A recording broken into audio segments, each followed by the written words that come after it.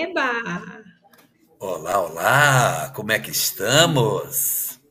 Estamos todos bem, graças a Deus. E você, Jorgito e Halahá, como está? Olha, hoje choveu o dia inteiro aqui, você quer saber? Choveu o dia todo e fez um frio danado. Oi, você viu que Castro teve tanto granizo que parecia neve? A neve mesmo? Tava muito frio. E aqui É, também frio, frio demais. Eu falo, eu já enjoei do frio. não dá para enjoar porque ainda vai até final de setembro, É ou verdade. 20 de setembro. Já tem um mês ainda.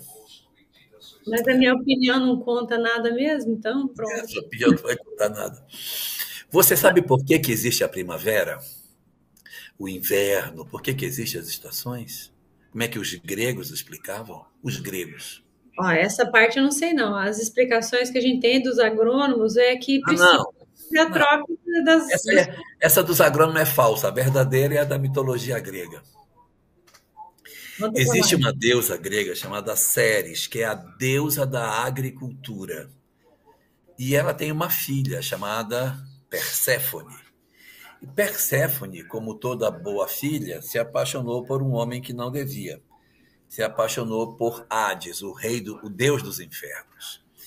E a mãe disse: Minha filha, pelo amor de Deus, tanto homem nesse mundo, você vai casar junto com Hades, o Deus dos infernos, não faça isso. Mas ela, como toda filha, desobedeceu a mãe e casou mesmo. E aí Ceres então pediu para que Hades favorecesse as coisas para que ela, poxa, pudesse ter a filha, pelo menos por um momento. E Hades acertou que ela passaria um período do ano com ele e um período do ano com ela. Quando Perséfone sai para visitar a mãe enche a natureza de flores porque ela está feliz, porque a filha está voltando para ficar com ela 3 meses. E quando chega o período em que ela vai embora, Ceres fica profundamente entristecida, o coração dela enregela, caem todas as folhas e depois é o momento em que fica tudo congelado, que é a saudade da filha. Então, quando o inverno demorava, os gregos diziam: Perséfone está demorando para voltar, né? Está ficando muito tempo com o No marido. gelo da solidão, que triste, do afastamento. Mas e pior que é meio assim, né? Mas, Jorgito, a gente tá aqui conversando e tem um pessoal que tá aqui que a Hum. gente podia cumprimentar, né? Olha só. Ah, sim. A Ione que tá aqui com a gente, Rê Castro, André Luiz Fernandes, novo membro, a Nancy Lene também, Cristina Cris, bem-vinda. Leandro Monteiro fez uma pergunta de cara, já vamos falar disso, Leandro, boa noite. Carioca Brasileira tá também dando boa noite pra gente aqui, ela fala lá de Nova York. Tânia Maria Oliveira, cumprimentando a todos também. Nice Buscher, tudo bem, Nice? Juliana Castilho, Silvana Regina, boa noite também para Dolores. Dolores diz que hoje vai ter que maratonar. Tem bastante trabalho hoje, Jorgito? Você vai ter depois, né? A Dolores vai maratonar.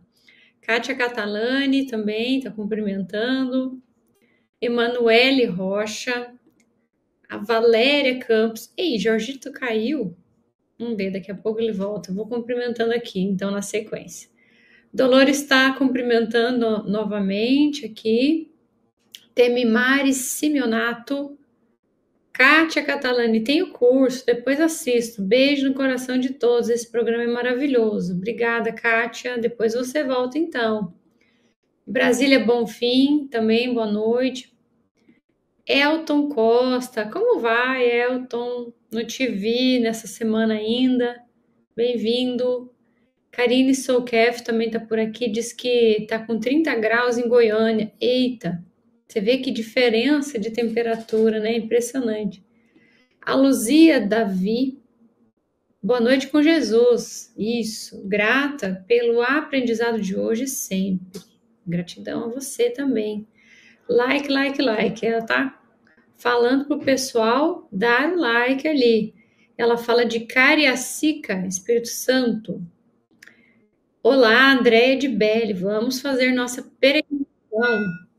Jorgito voltou, pelo jeito. Vamos ver. Aí. Tô aqui ainda cumprimentando. Você caiu e já voltou, que bom. E a Maristela Araújo, Raquel dos Santos, Regina, perdão, maravilha de estudo, abraços fraternos do Rio de Janeiro. A Maristela Araújo, que está falando de Teófilo Otoni, Minas Gerais. Edna Penha, que também chegou. E, olha, conforme as pessoas vão chegando, vamos cumprimentando, né? Voltando aqui, olha, a Kátia disse que já até deu o joinha dela, mesmo que ela vai assistir depois, a gente agradece, viu, Kátia? E aí, Jorgito, você sumiu aqui para mim. Vamos ver se eu te escuto. Não, peraí. Por que subiu minha imagem? Não sei. Não sei. Peraí, vamos. Continue aí que eu vou passar pro celular. Tá bom. A Jaqueline Almeida chegou também. Boa noite. Ruth Cardoso Arruda. Boa noite, Adriane Jorge. Abraço, querido. De Araranguá, Santa Catarina. Olha, Araranguá. Nunca tinha escutado esse nome de cidade, mas, Ruth, eu vou te falar, hein? Sou ruim de geografia num grau. Ruim num grau. Então, pode ser que por falha minha mesmo, né? Jorgito voltou. Giovanni, bem-vindo, Giovanni. Giovanni de Uberlândia. Aí, Jorgito, deu certo? Acho que deu. Vamos orar a Deus. Tá. E a Ruth tá batendo palminhas. Muito bem. Pronto? Pronto? Pronto. Então podemos começar. Boa noite para todos nós. Sejamos todos muito bem-vindos. Hoje nós estamos abrindo a antepenúltima unidade nossa, que vai nos fazer chegar ao nosso destino da peregrinação interior. Saímos do período das nossas tempestades que aconteciam, ou coisas que estavam do lado de fora, né? Eu estou caminhando, fazendo a minha peregrinação, e eu me defronto com perigos da jornada, né? Me defronto com a chuva do luto, me defronto com tempestades diferentes, do abandono, do desamor, que são as coisas que do lado de fora vêm e nos atacam e que podem comprometer o nosso desejo de transformação, a nossa peregrinação. Porque a gente não tem como ter controle sobre essas coisas. A qualquer momento eu posso ser vítima de uma doença, de um abandono, de uma história de luto, de uma história de desamor, porque eu não tenho governança sobre o coração alheio, nem sobre a vida de ninguém, nem sobre a própria vida orgânica que eu tenho, que sou eu que governo. Mas nós já passamos dessas tempestades todas. Agora, ai meu Deus, agora é pior. Porque agora não são as coisas que estão do lado de fora e que podem ameaçar a jornada do peregrino. Agora são as coisas que vivem do lado de dentro do meu eu. São as minhas incertezas. Esquece o que está lá fora. Eu venci o que tinha lá fora. Na minha marcha da peregrinação interior, agora eu vou ter que lidar com os meus conflitos que existem dentro de mim. Das naturais situações, não somos espíritos perfeitos, nós temos, evidentemente, as nossas fragilidades. Nós temos os nossos momentos de fragilidade. No livro 50 anos depois, de Emmanuel, que fala da história de Célia, Célia é um espírito que é de uma grandeza absurda. Célia é uma jovem de 18 anos que, para salvar a mãe de uma calúnia, diz que o filho que colocaram na cama da mãe era dela, o pai a expulsa, ela vai viver uma vida de muita dificuldade, mas ela se torna um gigante mesmo com todas as dificuldades que ela tem. Ela tem um poder de resiliência impressionante, apesar de ser uma menina muito jovem. Mas quem lê a obra de maneira assim mais atenciosa perceberá que tem uma janela de tempo dentro da história em que a grandiosa Célia vacila. Ela não é um espírito puro, ela não é um espírito crístico, então evidentemente ela ainda tem as suas dificuldades, não como nós, mas ela tem. E evidentemente ela se sai muito bem, nós nos sairíamos certamente bem pior.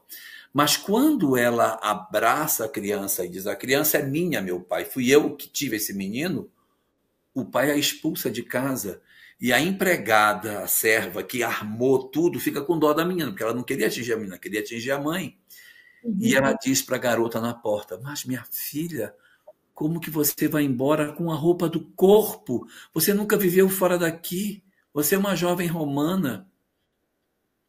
Com quem você vai ficar agora, saindo porta fora com uma criança no colo, sem dinheiro, sem... Você vai para onde? Com quem você vai ficar? Ela abraça a criança e diz: eu ficarei com Jesus. E sai pela porta.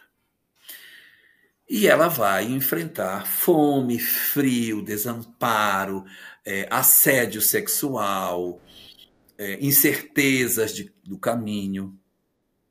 E ela, depois de um tempo nessa jornada, que não vai ser longo, é um tempo curto, ela tem um momento em que ela sente medo.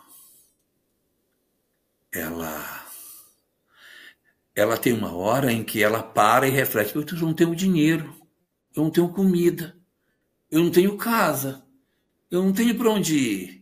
Meu Deus, o que vai ser de mim? E ela tem uma crise dentro dessa jornada dela em que ela se sente desamparada, mesmo com toda a fé, com todas as condições de entendimento espiritual que ela já possuía.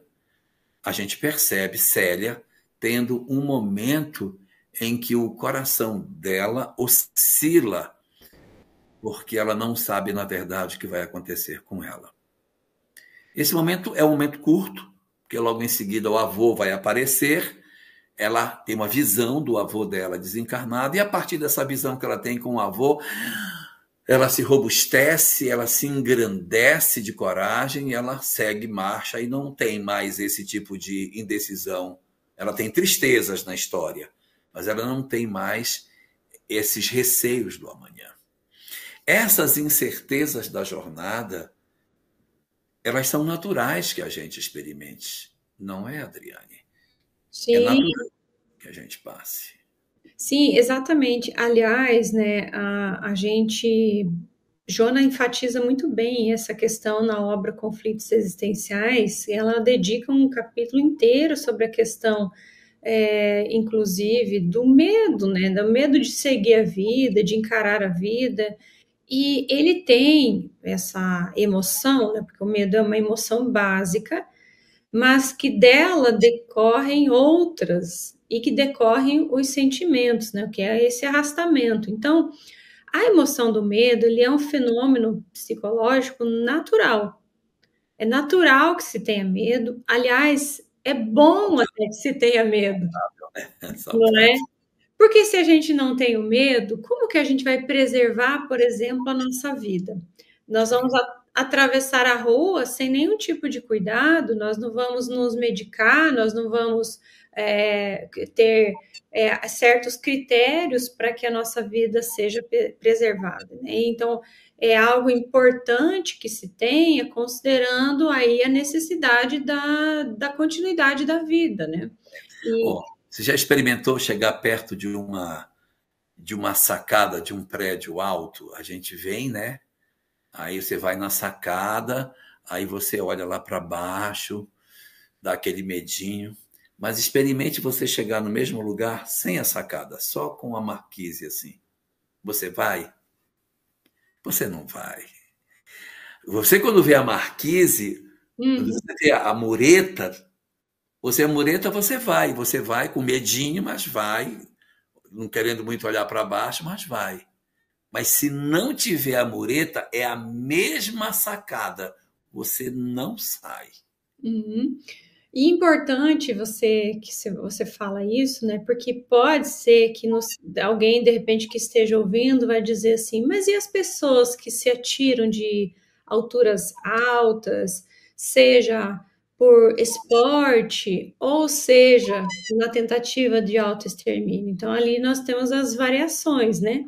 Essa do esporte, não é que eles não tenham medo, eles estão conectados com outra coisa, como, por exemplo, a adrenalina de viver a experiência, mas o intuito não é de extirpar com a vida, né, de acabar com a vida. Então, eles podem até sentir medo, mas eles estão muito mais ligados na experiência da adrenalina ali, da emoção que eles sentem por conta disso.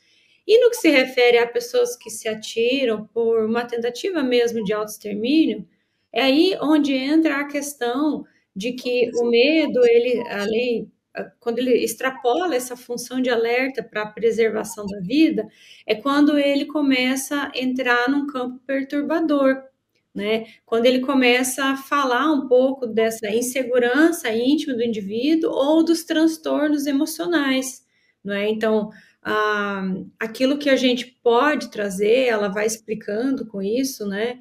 A gente pode trazer, inclusive, de uma experiência atávica do passado, algo que a gente, por alguma razão, fixou, né? Registrou aquilo como uma experiência de insegurança muito potente.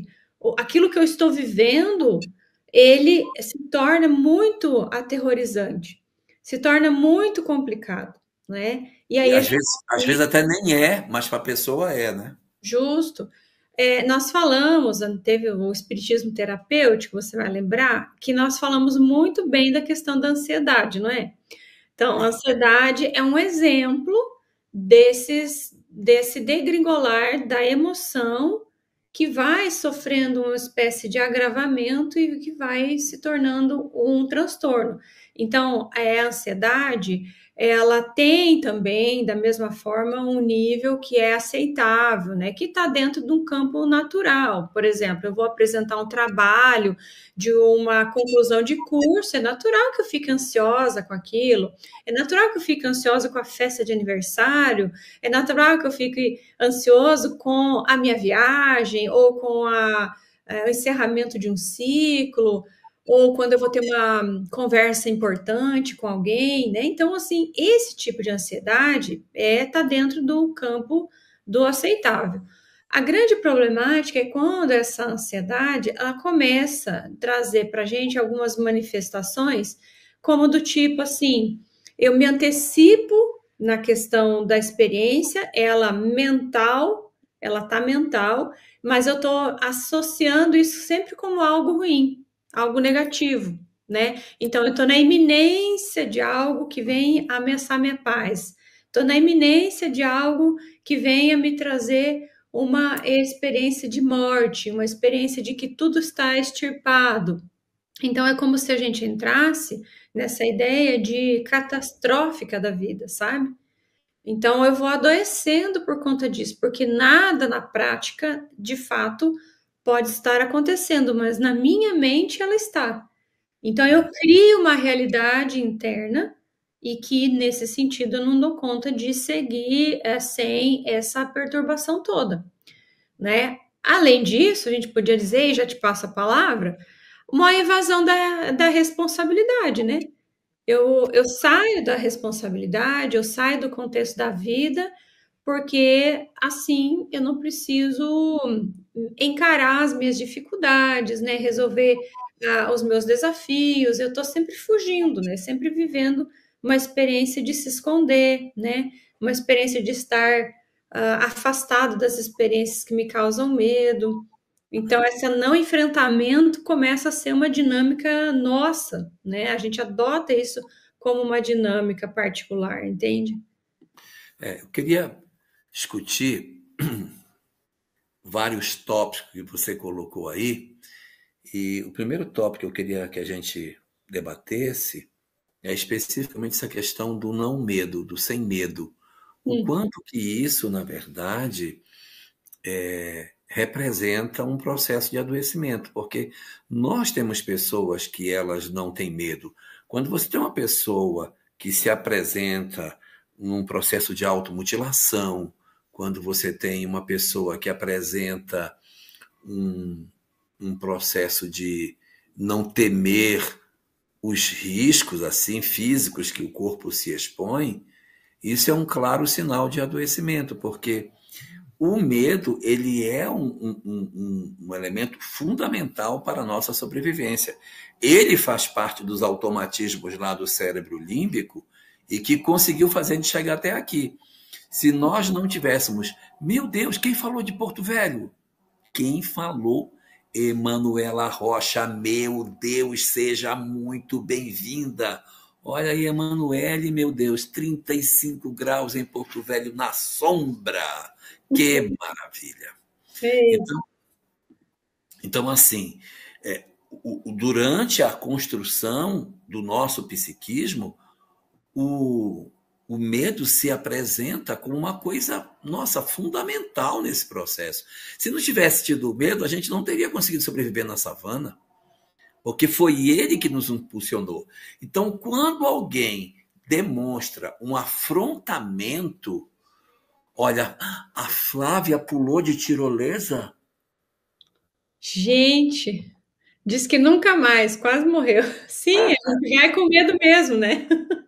Não, eu não tenho coragem disso não, Flávia. Ai, Flávia diz assim, pulei de tirolesa da altura de um prédio de 4 andares e quase morri de medo. você Meu é Deus, o que deve dar de vazio assim dentro quando está caindo, meu pai. Então, o medo ele foi muito importante para nós. Ele está na profundeza nossa, ele está armazenado aqui atrás, nessa parte do nosso cerebelo, onde está o nosso cérebro límbico, perdão, nosso cerebelo, o cérebro reptiliano, Uhum. onde a gente, de fato, reage às questões mais fundamentais que a gente tem para que eu consiga sobreviver. Ele está fundamentalmente atrelado com a sobrevivência da vida. Então, ele é uma herança de muitos e muitos milhões de anos em nós. Quando alguém apresenta uma característica de destemor diante de perigos reais, perigo é real e a pessoa não teme, nós podemos estar, sim, diante de um processo de adoecimento. É até uma lâmpada amarela que se acende. A pessoa não tem medo, ela se expõe sem medo. Alguma coisa pode estar acontecendo nesse sentido. Às vezes, a pessoa sofre tanta violência, ela está dentro de um quadro de tanta violência, que para se libertar da violência, ela afronta o seu agressor, que é bem maior do que ela, e você diz, como é que você teve coragem de ir para cima dele? Eu não suportava mais as agressões que eu recebia. Então eu avancei e agredi a pessoa que durante muito tempo foi meu violentador, meu agressor, meu infelicitador, né? Então essa situação de não medo é uma questão para a gente observar. Se você tem um quadro onde o indivíduo ele não demonstra sentir receio pelos perigos reais que a vida tem, acende-se aí uma questão para indagar. O que está acontecendo que nós estamos passando por cima dos automatismos para apresentar um comportamento que nega toda a estrutura orgânica que eu tenho. Porque a minha estrutura orgânica é para ter medo. Só para último comentário que eu quero falar sobre isso, que a gente tem muito o que comentar, é assim, ó. Quando você vai andando numa calçada e um cachorro late perto de você Você não raciocina assim, eu acho que deve ter sido um cachorro, eu acho que eu vou me afastar. Isso é automático. Uhum. Que o cachorro late, você dá um pulo para longe, já fica pálido na hora, o olho fica desse tamanho e é injetada uma quantidade muito grande de adrenalina para que você possa correr para fugir do perigo. Uhum. O nosso organismo só conhece essa forma de funcionamento diante do medo. Diante do medo, descarga de adrenalina. Diante do medo, descarga de adrenalina. Quando eu tenho um inimigo, uma pessoa que eu não gosto, que eu tenho raiva dela, porque eu tenho medo dela, dela na verdade, fazer um movimento, como é que eu posso dizer assim, de ter um inimigo, esta pessoa ela não sabe dizer para o corpo, olha, ele é meu inimigo porque ele me deve. A pessoa logo associa que ele é inimigo, ele vai me bater, vai me agredir. Então, o organismo reage com uma descarga de adrenalina. Diante do inimigo, o organismo só sabe que inimigo é um predador.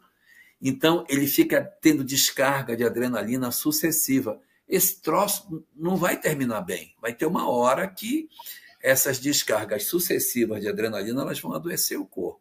Então, ter inimigos é um processo de fazer um pacto com uma doença em virtude dos conflitos que a gente tem para viver, né?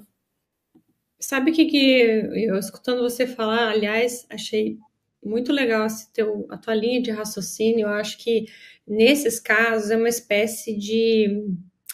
É tipo você sai de cena, sabe? Você tá tão imbuído dessa intenção de resolver a questão e você é como se você bloqueasse as suas reações naturais, né, nessa proposta. Então, de repente, naquele exemplo que você citou sobre a pessoa tirar dela uma força que ela nem sabe de onde veio, ela é uma outra proposta ligada, por exemplo, na raiva também, né? Então, uma outra emoção em que ela vai e se movimenta e ela tem coragem. E porque a coragem, na verdade, ela não é ausência de medo, né? Ela não é ausência de medo, não significa que o fato de alguém se lançar para viver uma experiência que ela não tenha tido medo, né? Então, mas ela vai viver essa experiência de alguma maneira. Então, acho que isso é muito bacana mesmo, isso que você traz, porque aí a impressão que dá é que é uma espécie de bloqueio, né, dessas reações, não é mesmo? É. Agora, como você bem estava colocando, a gente sentir medo é um fenômeno que ninguém pode desconsiderar, né? Não, a gente sente medo mesmo. O problema nosso não é sentir medo, é quando esse medo ele se torna patológico. É quando a gente começa a ter um comportamento que, do ponto de vista da racionalidade, não justifica aquilo que você está tendo. Então, você tem um pavor descomunal, você tem um pânico diante de uma determinada situação, gerando aquelas famosas fobias, né? Então você pode ter um medo desproporcional para aquilo que aquele perigo de fato apresenta, por uma história que você já pode ter vivido, por algum drama que a vida trouxe e que você de repente está agora tentando lidar com esta situação. Então tem pessoas que guardam determinadas associações que quando aquelas associações voltam a acontecer, ela diz, não, nesse lugar eu não entro. Não, aqui eu não consigo ficar. Cheiros, sons, imagens, a pessoa não consegue lidar com essas situações como um todo, né? Então, Uhum. aí, quando a gente está diante de um medo, a gente precisa verificar se esse medo ele é razoável, porque se ele for razoável, é que a gente é saudável, né?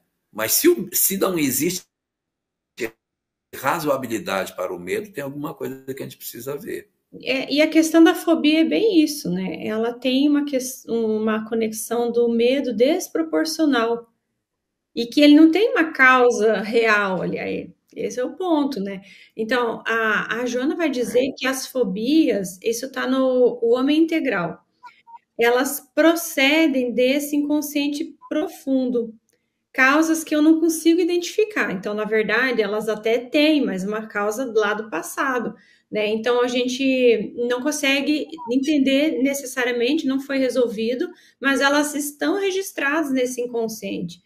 Então, essas fobias em que a gente congela, não consegue avançar, né, que tem a ver com fixações mentais, fixações emocionais do passado. Você citou, às vezes o cheiro traz essa memória, o lugar. Então a pessoa não consegue seguir. Então você vê que o medo ele vai tomando uma proporção absurda, né? E a pessoa não consegue dar conta de seguir a vida dela nesse sentido das fobias, né? Outro dia eu assisti um programa da Discovery sobre fobia. E aí a pessoa tinha fobia de ave. Aí o terapeuta botou uma pena de ave em cima da mesa. A moça não conseguiu ficar no ambiente. Ela começou a tremer. Aí dizia para ela, é só uma pena. Ela, eu não consigo. Aí era um ambiente grande, ele colocou numa mesa pequena, assim, na frente dela, a uns 2 metros de distância. Não conseguiu ficar. Aí tinham várias fobias, né? Um que não subia na escada, o outro que não suportava, um não entrava no mar, o outro tinha fobia de aves. E assim, a minha mãe teve uma cuidadora que não subia em elevador de jeito nenhum. Então ela ia com a minha mãe no shopping, aí ela deixava a minha mãe com o guarda do shopping embaixo, ele entrava com ela no elevador e ela subia de escada para encontrar minha mãe lá em cima. Bloqueios em função de dificuldades que ela já teve. Aí, imagina quando era num local que tinha muitos andares, coitada. Pois é. Tem uma pergunta do. Deixa eu ver o nome dele. Leandro. Tá, aqui, achei. Eu separei. Leandro Monteiro. Ele fez essa pergunta bem no início, né? Antes de começar ainda o programa, mas como eu acho que talvez ela possa estar entrando nesse viés já, olha o que ele diz, né? Tem síndrome do pânico, não sai mais de casa há meses. Isso pode ter a ver com incerteza? Essa questão, Jorgito, se você me permite, eu vou fazer um comentário, mas daí eu já passo para ti, porque eu tenho certeza que você tem muito para acrescentar, até talvez melhor ainda do que eu.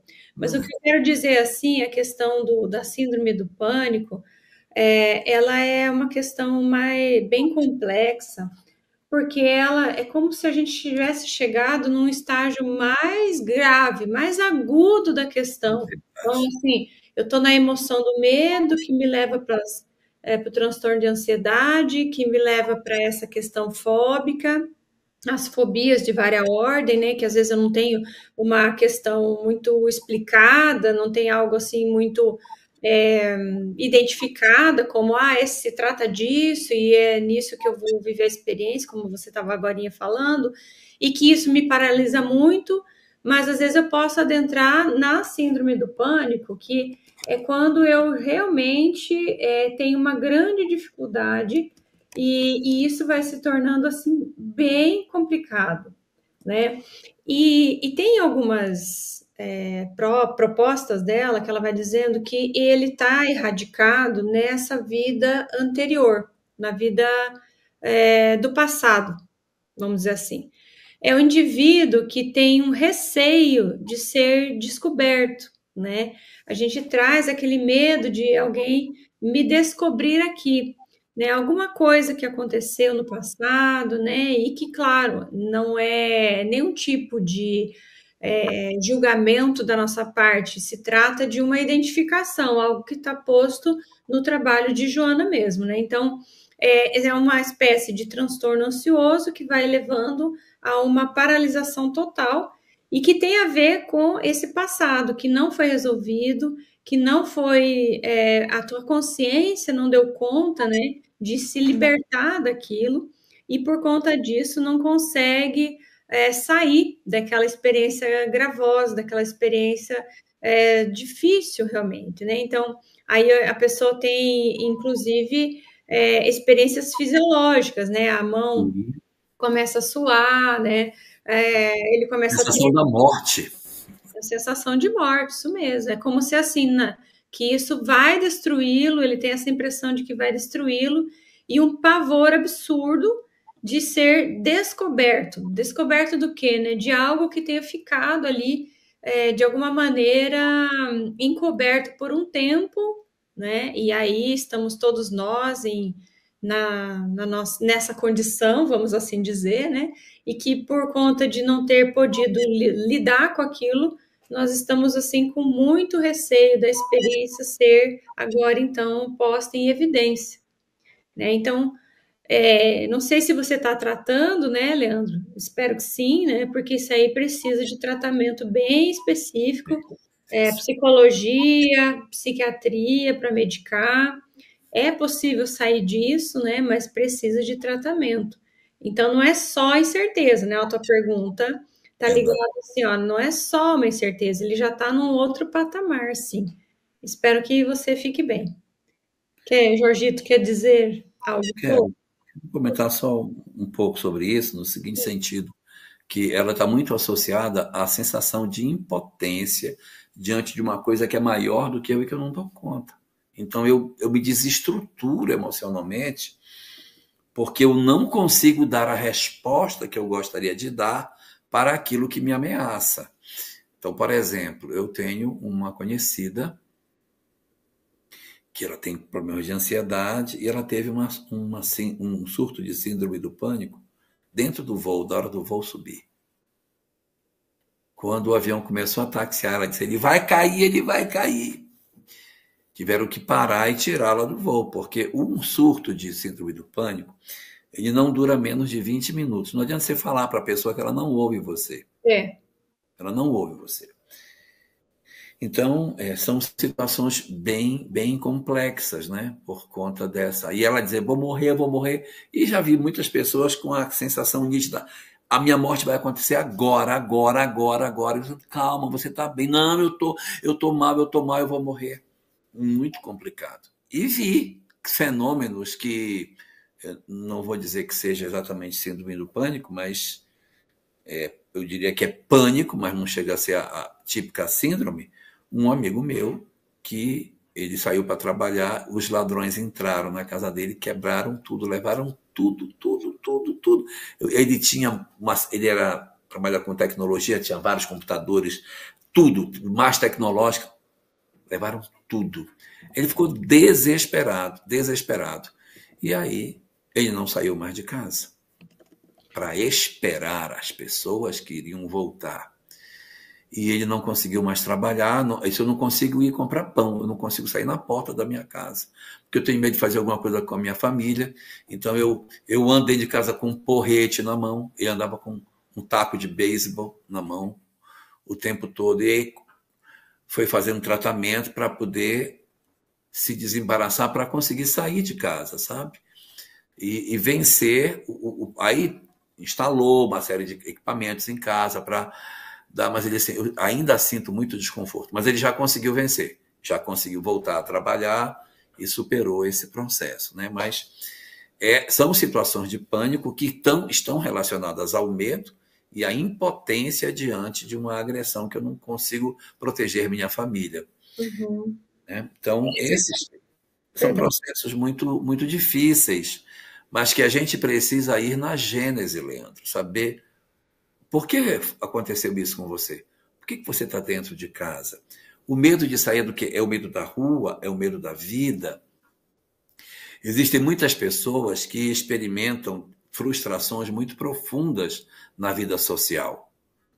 Por exemplo, uma pessoa que tem suas fotos íntimas vazadas na internet, ela pode desenvolver o medo de sair na rua. Porque ela acha que todo mundo viu. Ninguém viu a foto. Quem viu nem sabe que ela é ela, mas ela sai na rua com medo de ser reconhecida, que as pessoas vão apontá-la na rua. Então a vida dela fica. Ela não tem onde se esconder, porque se ela for para outra cidade, a internet é mundial, então ela tem que ir para outro planeta. Então a cabeça da pessoa é que todo mundo viu minhas fotos e todo mundo vai me reconhecer. Então não sai de casa, tem medo de se relacionar, tem medo de ir trabalhar e vai se trancando cada vez mais. Não sei o que de repente aconteceu para fazer você se trancar. Se foi uma situação social que empurrou você para isso, uma história afetiva que destruiu seu gosto pela vida social, se foi um luto que fez com que você não quisesse mais se divertir para fazer um processo de autopunição, porque o seu riso e o seu divertimento seria como se fosse uma negação da saudade e do luto. Isso tudo o Leandro está falando, estou tratando com um psiquiatra. E ainda assim ainda é muito difícil. Sim. Tem que dar um tempo, né? Tem que se dar um tempo. Ele pode também ter um agravamento no âmbito espiritual, né? Porque aí, às vezes, os espíritos, percebendo a fragilidade, né, ele pode acabar potencializando ainda mais, assim. Mas, assim, a gente comenta sobre isso muito de forma genérica. Então, é quase que um crime a gente ficar falando o que é, né? Mas porque é muito caso a caso, né? Então, assim, não tome ao pé da letra tudo, porque tem coisa que não se aplica a você naturalmente, né? Sim. Mas que a gente trouxe de modo geral. Então, além do psiquiatra, de verdade, isso não é nenhuma orientação minha, que sou da área, mas você pode ter. A própria Joana de Ângeles fala: há casos em que você precisa de terapia especializada, que daí é associada, né? Há também a psicologia, e você procurar um profissional dessa área que te abarque, de repente, até o inconsciente profundo, né? Um psicanalista, alguma abordagem do inconsciente que te faça pensar nesses campos, né? Hoje em dia, mesmo que você com dificuldade de sair de casa, você tem atendimento online, você tem formas assim para você lidar, porque pode também ter uma inserção no campo da sexualidade, né? E que de repente é importante você olhar para você seguir a vida, né? Então, enfim, são N situações que podem ter ocorrido, mas que vale a pena investir para que a tua vida fique mais leve. E espero de verdade que fique tudo bem. Mas eu queria puxar um ponto aqui do medo, que é mais afeta a questão da peregrinação interior, tá? Vamos lá. Que não é nem o medo do inimigo, não é o medo de viver, não é o medo de uma síndrome do pânico, não é esse medo. É o medo de não dar conta da sua própria transformação. É o medo do peregrino que sai para fazer a sua jornada. A jornada tem 1000 quilômetros de marcha. E quando ele está no começo da jornada, ele diz: gente, ainda falta 900 quilômetros. Será que eu vou dar conta disso? Será que eu vou conseguir? É este medo de você verdadeiramente fazer a sua peregrinação interior. É como alguém que diz assim: eu preciso mudar de vida, preciso deixar as drogas. E eu tenho uma luta enorme. Eu vou precisar ter disciplina, vou precisar mudar de vida, mudar de amizade, Gente, eu vou ter que fazer uma nova encarnação dentro da encarnação. Será que eu vou dar conta disso? Ou, de repente, você diz assim: eu não suporto mais a maneira como as coisas estão se dando dentro do meu relacionamento afetivo. Eu preciso tratar, eu preciso cuidar dele, eu preciso mudar. Eu não posso mais ser tão indiferente ao meu parceiro, à minha parceira como eu sou. Mas será que eu vou dar conta? Eu vou ter que mudar, sabe? Ser mais participativo, ser mais tolerante, ouvir mais. Gente, eu acho que eu não vou dar conta disso. Este é o medo essencial da incerteza aqui da peregrinação interior. É esta incerteza que é o que devora as nossas forças na grande marcha que a gente tem para empreender. O medo de não dar certo. O medo de você dizer assim: eu vou começar a mudança, não consigo, e depois amanhã as pessoas estão me ridicularizando. Quando eu disser assim, eu vou mudar de vida, a partir da semana que vem, eu já vou entrar num trabalho assistencial, eu vou começar a fazer sopa na periferia, eu vou levar... Gente, o povo vai pegar no meu pé, eu vou ser tão ridicularizado. E quando eu chegar com meus amigos e dizer assim, não, gente, eu não vou beber, não estou querendo mudar a minha vida, eu não estou cortando bebida. Você está doido? Isso é ridículo. O medo da não aceitação, o medo da rejeição diante de um processo de mudança, o medo de se defrontar com o homem novo, ou seja, terei eu força espiritual suficiente, Adriane Bacarim, para que eu realmente diga, a partir de hoje, eu vou fazer a minha peregrinação. Eu vou mudar, eu vou resgatar meu filho, eu vou resgatar meu casamento, eu vou sair das drogas, eu vou abandonar a bebida, eu vou sair, eu vou emagrecer, eu vou fazer uma dieta, eu vou começar a caminhar, eu vou mudar a minha vida. E o medo diante daquilo, quando eu olho para o que eu tenho para percorrer, as minhas incertezas mais profundas para que eu consiga empreender a marcha. Acho que você entra naquele medo da responsabilidade mesmo, né? Medo daquilo que a gente vai precisar assumir e que de alguma maneira a gente sente a pressão. Não, acho que não. O convite, né? Uma convocação interior para que a gente faça essa mudança, né? Que faça e vai ao encontro dessa experiência nova, né? De cumprir com essa novidade da nossa vida e de fato fazer um antes e depois, né? Mudar a página, viver uma experiência nova e tudo mais. Mas a Ana Cristina Aragon fez um comentário aqui e eu Achei queria lindo. pegar esse gancho dela, né? Olha, o primeiro medo é o de nós mesmos, medo daquilo que existe no nosso próprio interior, medo dos tantos indivíduos que existem dentro de nós. Sim, essa é a questão, porque eu tenho tanta coisa internamente que, de repente, numa próxima experiência, eu tenho receio de sucumbir, receio de cair na tentação, medo de não dar conta daquilo que eu trago como potência, né? Medo até mesmo. A gente tem medo do sucesso, a gente tem medo de ganhar dinheiro, né? A gente tem medo de ser notado, né, numa experiência profissional, a gente tem medo de ser notado. A pessoa é um excelente profissional, mas começa a se travar na hora de exercer a profissão, porque não acha que devia ir. E esse medo começa a tomar conta, não, e a pessoa não assume essa condição excelente de profissional, porque por alguma razão o receio Não sou digno, né? isso, não sou digno disso. O receio de novo ter que acessar essa questão do passado ali e agora, né? Então, eu acho que a Ana Cristina foi muito feliz nesse comentário, realmente, porque ela traz esse viés, né? O medo daquilo que existe no nosso próprio interior. Nós estamos diante de coisas muito boas, porque nós não viemos na Terra para sofrer, nós viemos para aprender, para ultrapassar nossos limites, descobrir nossas potencialidades.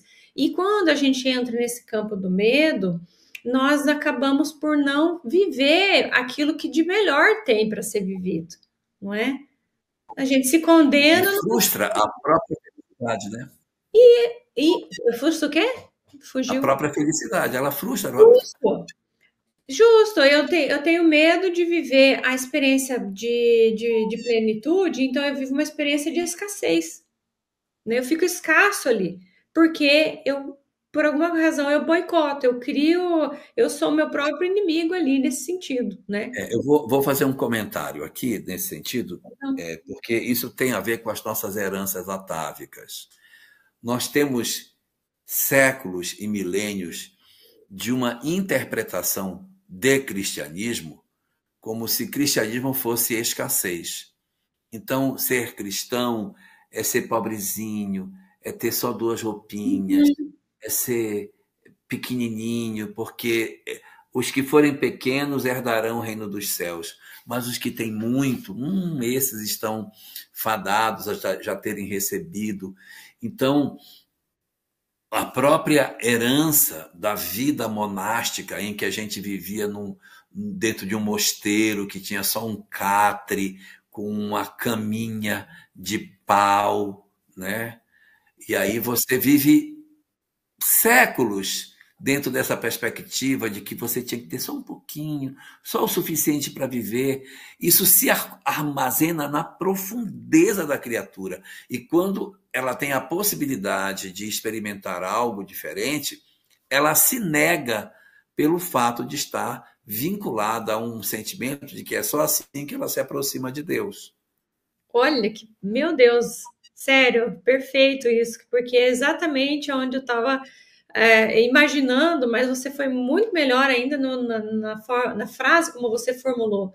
E esse comentário que eu até coloquei aqui do Fernando Telles, eu acho que ele linka com isso. Olha só, embora vital para a sobrevivência e identificação dos perigos, o medo pode se tornar debilitante quando desproporcional e constante. Isso aí.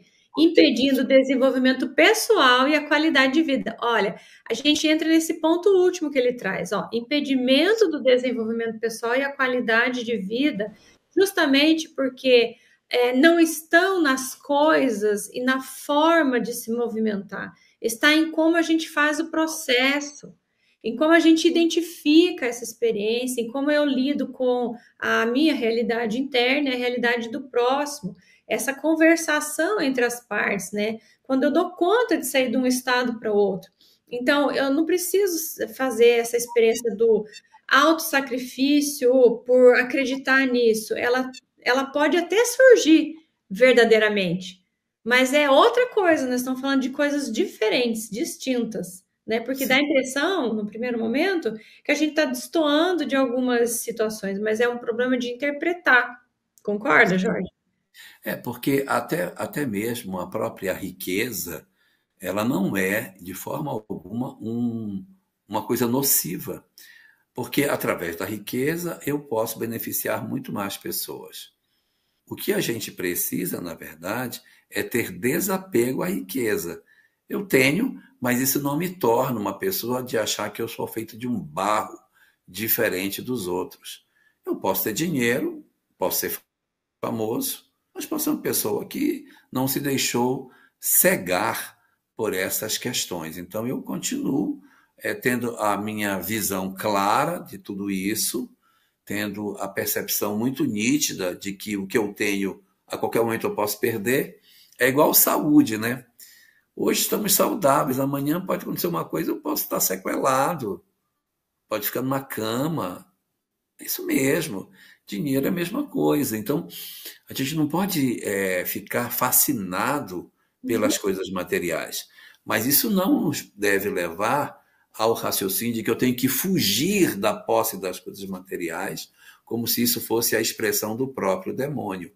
Porque esse medo também pode representar um atavismo que está depositado no fundo das nossas almas. Nossa, perfeito. Olha só, eu quero mandar um beijo para a Estelinha, Estela Martins, olha aí. Olha o que Esteluxi! Estelux. Olha o que ela diz, olha, o medo de mim mesma. Eu acho que tocou em alguma questão dela, né? Medo do sucesso, do orgulho, que acho que está sob o controle, medo de fracassar como espírito, é isso.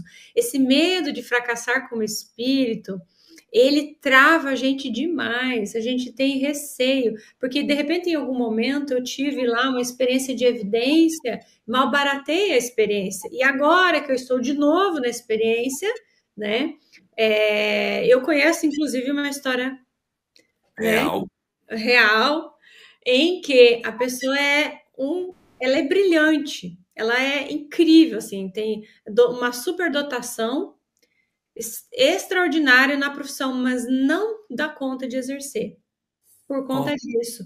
Então, são questões muito profundas e delicadas, né? A gente tem que ter um cuidado, assim, de manejar justamente para que a coisa não se perca, né? Para que resgate ao invés da gente piorar a situação, né? E aí, por conta do nosso horário, que o povo tem que ir para outras lives, mas é só destacando que nessa nossa jornada interior também existe medo de ser bom, medo de naturalmente ter a condição de poder dizer: não, eu consigo isso, eu consigo aquilo, eu consigo perdoar, eu consigo. Então eu tenho medo. A gente não pode ter medo dessa nossa transformação. A gente às vezes tem medo porque a gente quer ser perfeito, Adriane. É isso que faz a gente ter medo. Nós não fomos convocados nesta existência para sermos perfeitos, mas para nos esforçarmos a sermos melhores. Então não queira sair da existência como um espiritualado de uma condição espiritual superior. Não esconda seu lado sombra. Não mascare a sua realidade. Assuma o que você é, mas tenha foco naquilo que lhe mais incomoda ou incomoda os outros para fazer um processo de mudança. Bem tranquilo, Terezinha Falker. Tranquilo, fazer um processo tranquilo. Eu dei conta até aqui. Às vezes a gente quer cuidar dos filhos e quer que os nossos filhos saiam perfeitos. Não vai sair. Admita que você tem falhas e não vai conseguir mesmo. Então, não se torture por aquilo que não será possível fazer. Sim, Não tenha medo de errar. uma busca por uma perfeição ilusória, que não nos cabe ainda, não nos cabe. Então, não deixa de tocar no campo do orgulho, né? Porque assim, eu quero viver uma experiência de perfeição da qual eu não sou capaz. Então, na verdade, eu estou enganando a quem nesse viés? Então, acho que a proposta seria, de repente, assim, eu não preciso ser inteiro, como você colocou, eu não vim aqui para ser inteiro. Perdão, não vim ser para ser perfeito, eu vim para ser inteiro, integrando as minhas partes, eu inverti. Integrando as minhas partes, trazendo as minhas falhas, os meus limites, aquilo que ainda precisa ser feito, né, ser trabalhado. Então, acho que esse é o ponto, né? Não precisa ser perfeito, mas ser melhor a cada dia, como diz a Estela, né? Ser aquele que está inteiro. Isso é feio, mas é meu. Isso ainda não é perfeito, mas é meu, né? Mais ou menos nesse sentido. Olha, eu diria que o nosso movimento espírita ele tem feito bons progressos nesse sentido. Porque há tempos atrás as pessoas nem assumiam as suas fragilidades. Raramente alguém dizia: eu tenho problema em casa, eu tenho conflito com meu pai. Isso era muito raro. Hoje as pessoas já estão mais verdadeiras e sendo mais capazes de falar de si mesmas. Isso é um progresso absurdo nessa nossa longa caminhada para a peregrinação. Então, nessas incertezas, o medo aí é um elemento que está dentro de nós, mas a gente consegue trabalhar Uhum. quando a gente percebe que sim, é isso mesmo. Eu sou assim. Meu Isso. pai é assim. Meu pai é assim. Às vezes as pessoas tinham no passado vergonha, eram espíritas aí, a pessoa ia na sua casa, tinha vergonha de que visse o pai, porque o pai era uma pessoa rabugenta, a mãe era uma pessoa chata. Hoje não, hoje as pessoas vão dizer: minha mãe, essa aqui é minha mãe, ó aí. E ela: o que é que vocês querem? Porque vocês não me deixam em paz. Essa é minha mãe, ó. Essa é minha mãe. Hoje as pessoas conseguem levar com mais tranquilidade isso, sabe? E E como deixa a vida mais leve, né? é, e as pessoas ficavam nervosas. Vai ver que a minha mãe é brava, vai ver que a minha mãe. Olha como ela é. Era desse E, jeito. e essa exigência da perfeição, ela é muito do campo autoritário, né? Tem que ser daquele jeito, então ela é muito impositiva, muito autoritária. E aí que torna a vida não leve, torna a Exato. vida pesada, a vida muito difícil. Então, quando a gente entende assim que isso é algo daquele que vê algo como é um olhar de alguém que é imperfeito, porque aquele que nos criou, nosso Pai, Deus misericordioso, não nos vê dessa forma, ele nos vê como filhos amados e que esperam o nosso processo de transformação, né?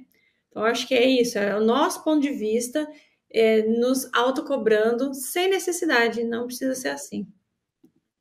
Olha a frase da Regina aqui, ó, não se turbe o vosso Meu coração. Deus, a chefe está aqui. Não se turbe o vosso coração, nem se atemorize. A minha paz vos dou. Talvez aqui Jesus está ensinando como superar o medo, não pela fuga, mas pela confiança em Deus e pela paz interior. Acho que ela fecha com chave de ouro, né? Verdade, verdade. Bom, amei, Muito bem. você, Oh. como sempre, impecável.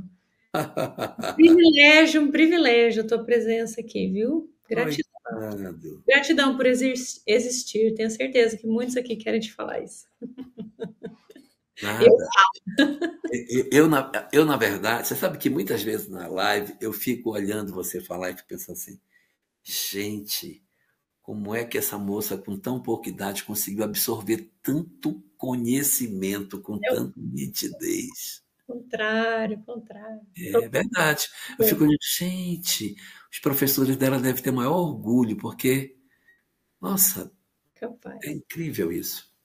Mas é isso aí. Gente, hasta la próxima semana. Hasta Sim, martes. Jorgito vai estar nas próximas lives. Hoje eu não tenho. Tururu. Próximo parceiro não vai poder, então vou assistir você. Vamos falar hoje sobre síndromes sexuais. Você vai gostar. Vou gostar.